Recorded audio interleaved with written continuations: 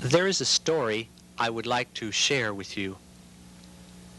I remember it so well that it seemed like it happened yesterday. Really, it happened many years ago when I was a young student here at Gallaudet College. It all began when I went home to New York for the summer. That was after my first year at Gallaudet College. I spent the whole month of June looking for a job. It was difficult to get a job because there were so many young students like myself looking for jobs. It was really a frustrating experience for me. Every time I went into an office and applied for a job, they would say no to my face. No, no, sorry, sorry, we don't have any openings. Then one morning, I was reading through the newspaper and I noticed an advertisement for a dishwasher at a summer camp. I looked at it, thought to myself, fine, me as a dishwasher. That's super. I was enthusiastic, so I went to the office on 42nd Street near Fifth Avenue. I was all excited and found out that I was the first applicant to arrive. I filled out the application form, stood, and waited. Finally, the secretary told me I could go in. I went in, and I found a man standing there with black glasses. Obviously, he was the boss. I handed him my application form. He read through it, started to talk to me. Well, I had to explain to him I was deaf. I told him, wait, I can't hear. Please talk slowly. He looked at me and he said, what? I told him I'm deaf. And he said, oh, and pointed to the door. He told me to go through that door and out. So I followed his instructions. I went, opened the door, walked through it, closed it behind me. And I found that I was in the hallway near the elevator where I had just come up.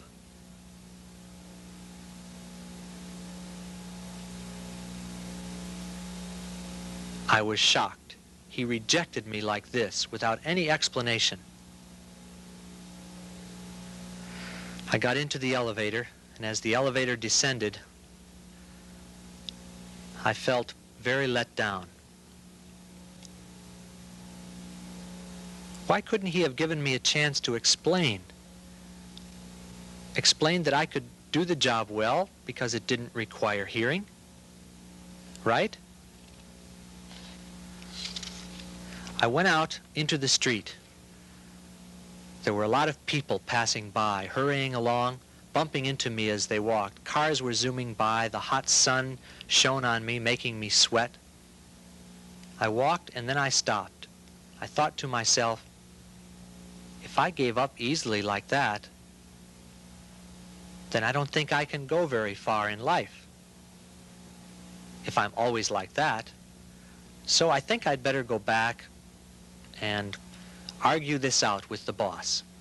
I turned around and went back in, got into the elevator, and I wrote notes as the elevator went up. The notes were for the boss.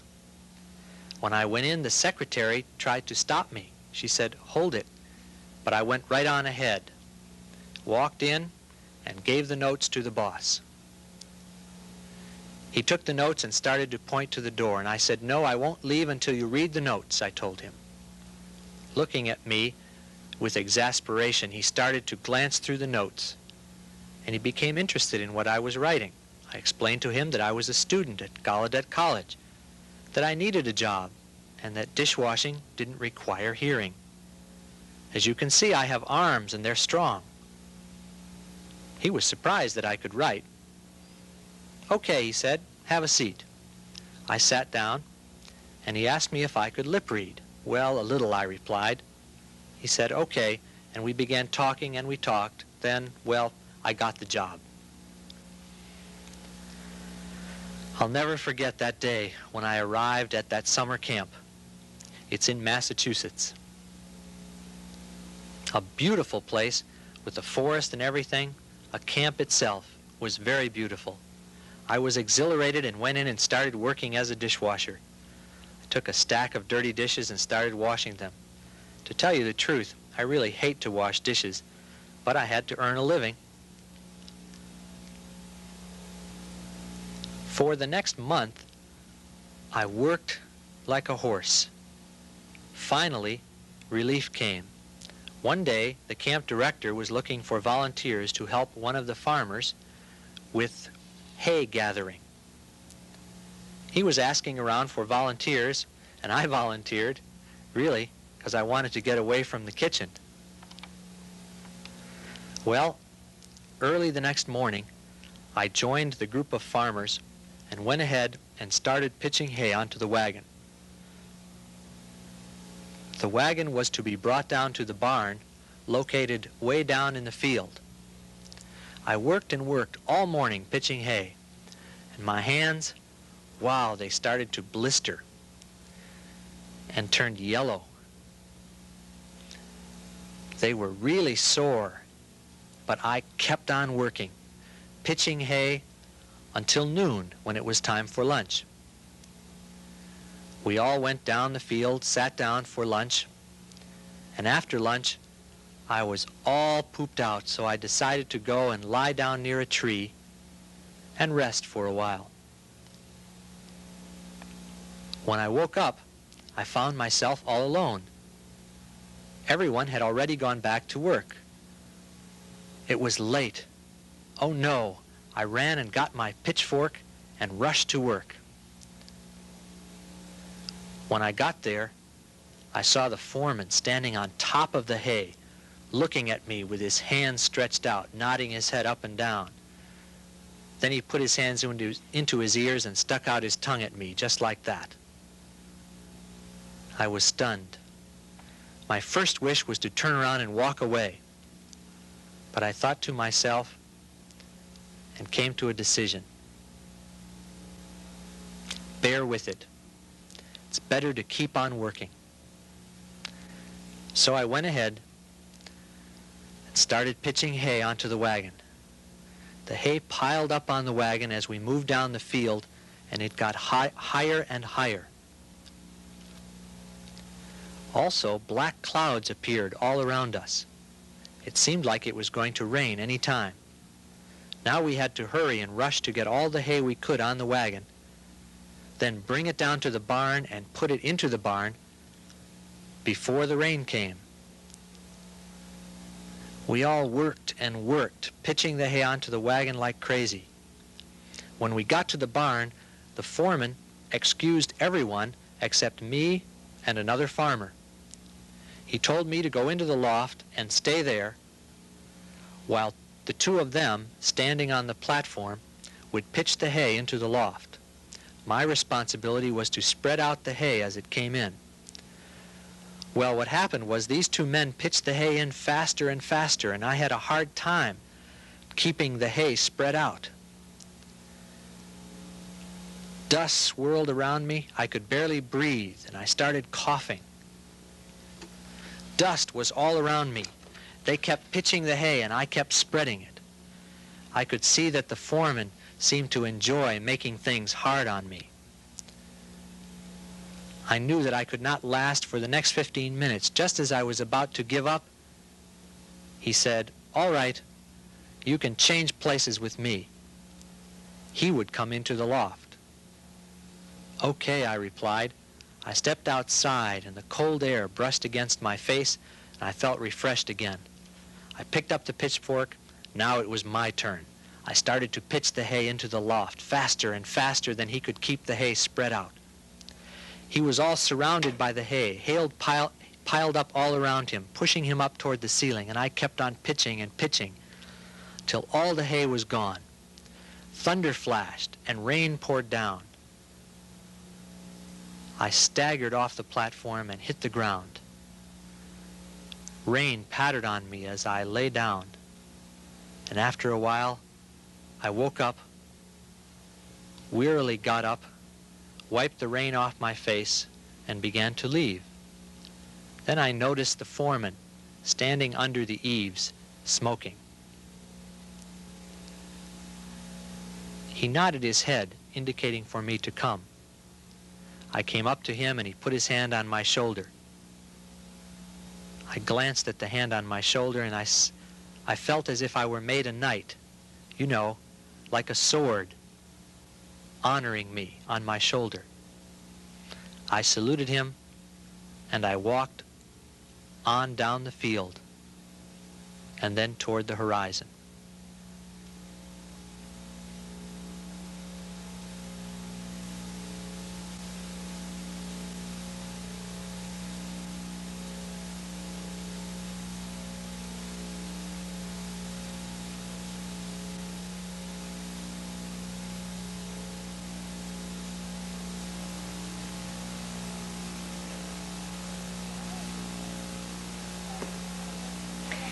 When I was a student at GW University several years ago, I was taking a course called American Art. One day, my teacher gave us some homework. He wanted us to do some research on previous artistic styles, and he gave me my topic.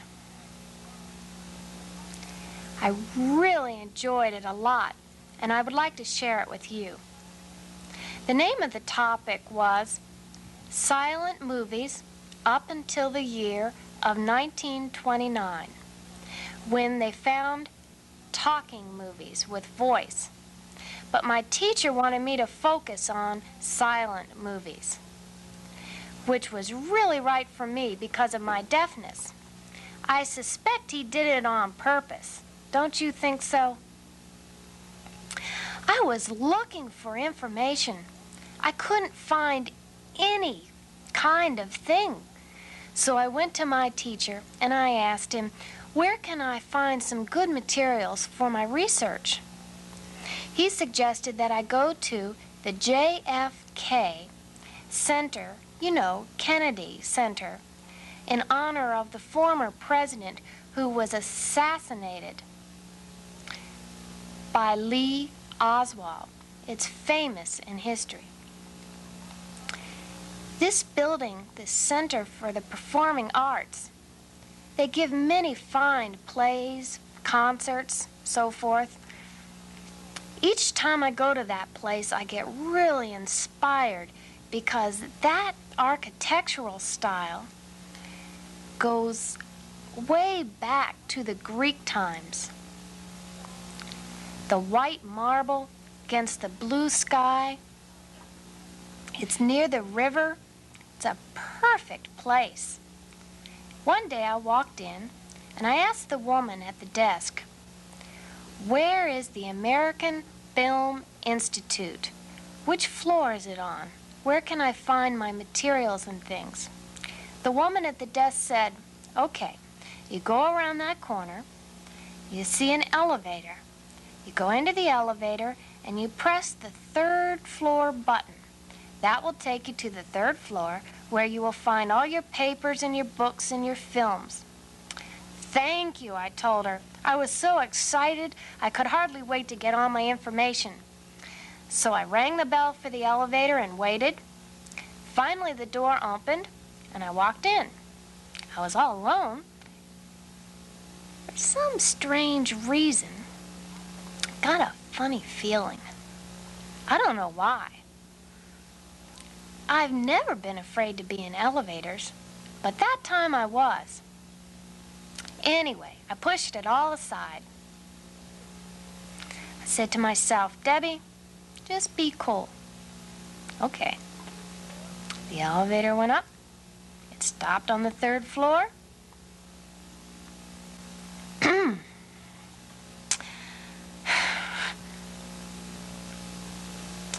The door would not open. I started to perspire. My heart started pounding faster and faster. I rang that button. I rang the 3rd floor again. The woman told me 3rd floor bell. I pressed it again and again. Nothing happened. Nothing happened. I went over to the door. I tried to pry it open. I failed. I pried. I used all my strength, all my energy. Nothing happened. Nothing moved. Nothing happened at all.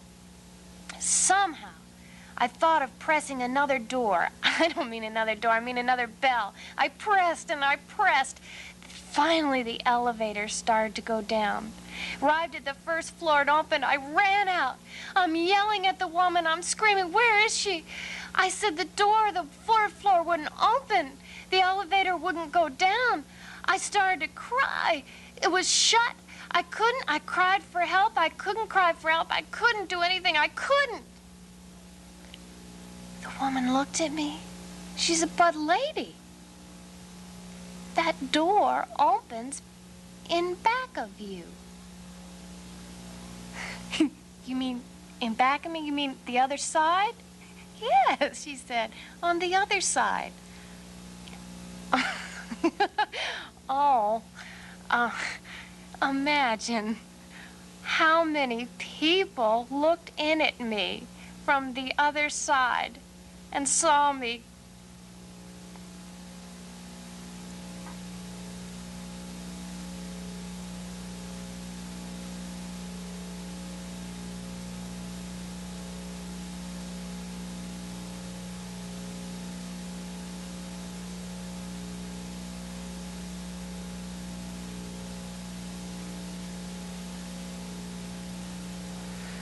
I work in the alumni office at Gallaudet College.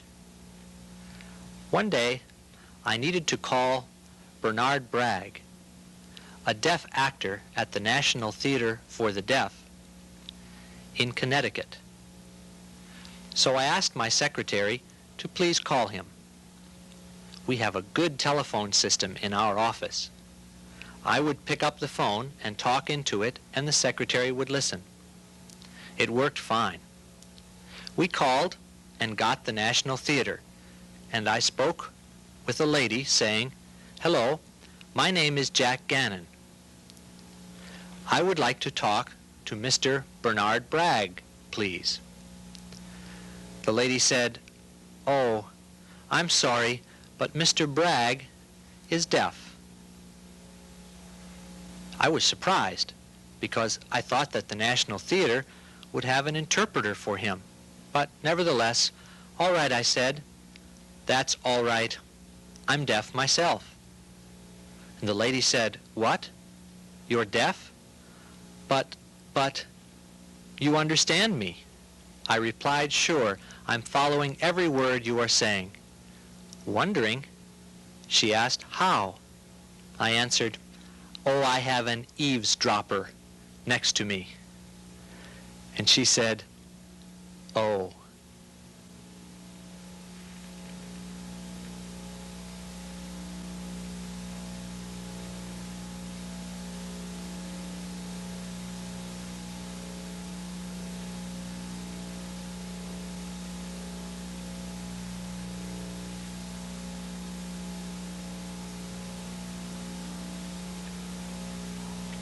One time, when I was a small kid in summer camp, every year I had gone to summer camp, and I went with my brother.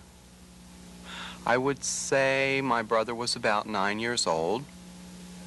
We were young kids, and we were there with a group of other hearing kids from New York City.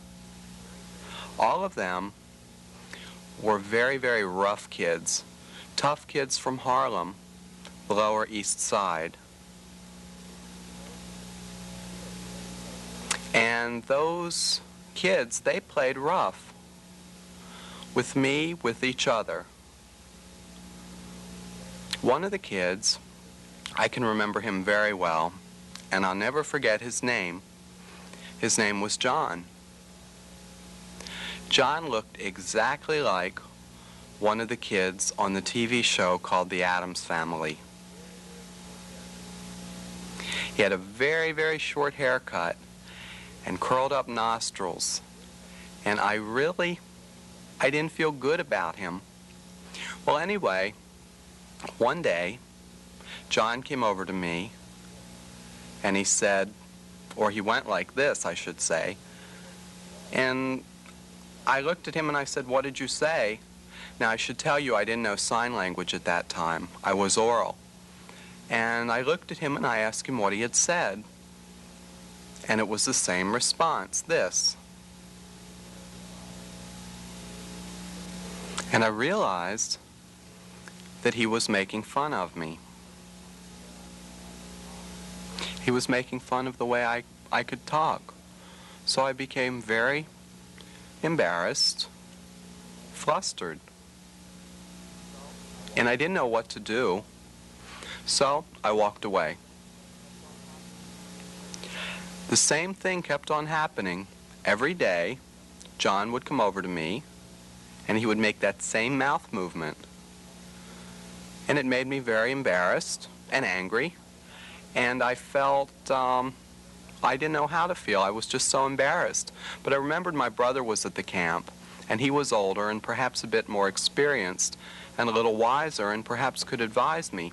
So I decided to go over to him, meet with him, and talk over what I could do about John and how I could make John stop embarrassing me in front of all the people at the camp.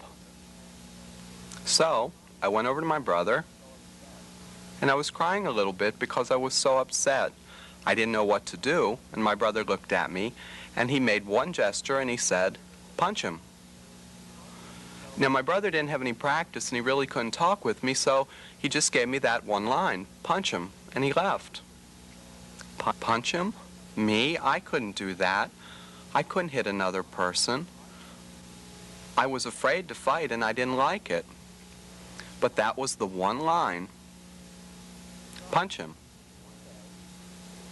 So, one day, I walked into my bunk, the place where I slept, and it happened that my bed was right next to John's bed.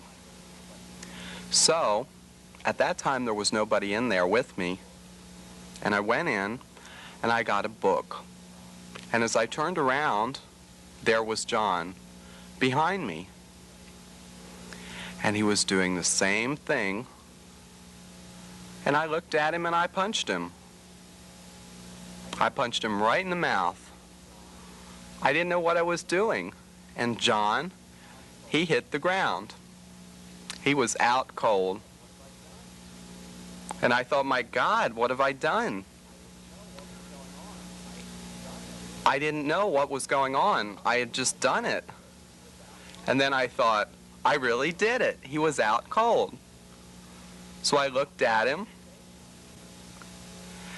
and he was shaking.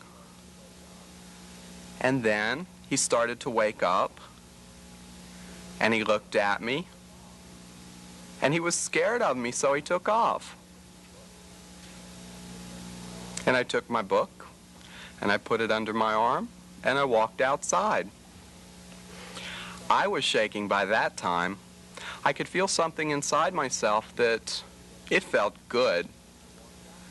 And then I walked outside, just enjoying myself, having a good time, the summer camp, the beautiful day, and about an hour later I saw John again.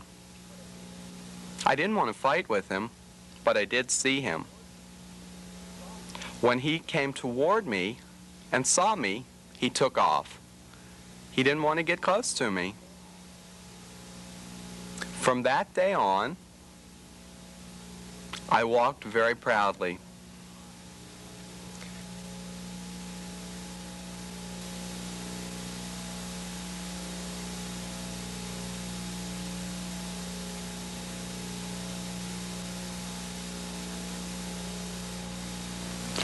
I remember a while back, when I was a very young girl, I liked to sit and dream and imagine. One day I thought I have a horse. He was black with a white spot on his forehead. You know what that spot was? A star. He was a beautiful big horse, strong as he galloped. And I fantasized and dreamed and thought about my horse often. I talked to my horse. I went out and played and petted him, and I rode him. I loved my horse. He was smart. He could jump far without hurting himself. On and on I fantasized and dreamed. One day I went to visit my mother's friend. My mother's friend is deaf, and I told her, I have a horse at home. He eats grass. He has black side with a white star on his forehead. And last night I rode and rode him. I did. My friend said, how nice. The next week I went there again, and I couldn't forget my horse with the black side and the white star. I told her everything that happened every day. Before I jumped him. Now I rode him all over the farm. My friend said, how nice. And again, every week I would tell her different stories. But finally my stories ran out. My mind was blank. I didn't know what to do. So one day I went and I said, I don't have a horse anymore. He died. She said, your horse died? What happened? Yes, my uncle shot him. It's his fault. He's bad. Oh, my friend felt so bad. But she wasn't sure, so when she didn't see Mary Beth around, she went over to my mother's house, knocked on the door, and said, do you have a horse? My mother said, what are you talking about? A horse with black side and white star. We don't have a horse here. The city doesn't allow horses. It's against the law. We can't. My friend, puzzled and wondering, went home. But the next day I went over to my friends and said, I've buried my horse, and I put a cross. I prayed and I cried. My friend said, are you telling me the truth? And I said, yes, I'm telling you the truth. No, you're not, she said. I've asked your mother, and she said, there's no horse with black sides and a white star. She was surprised. You're telling me a lie. I'm telling you a lie, I said. I wasn't telling you a lie. I was imagining and fantasizing. I think it's okay to imagine, almost as if it was real.